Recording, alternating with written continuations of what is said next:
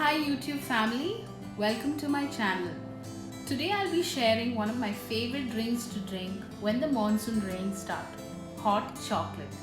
This recipe is very creamy, thick and chocolatey. So let's start. In a pot, pour 1 cup milk. To that, add 2 tablespoons fresh cream. I highly recommend cream as this makes your recipe creamy and thick. Half cup chopped chocolate, half tablespoon of cocoa powder, 1 tablespoon of sugar which is optional. Give all this a very good mix until everything is well combined. Bring this mixture to a boil and let it simmer for a minute. Then turn off your flame. Voila! Your thick creamy hot chocolate is all ready. Now you can enjoy some monsoon rain sipping that amazing hot chocolate.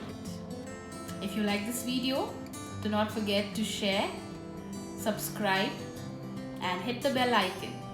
Thank you for watching.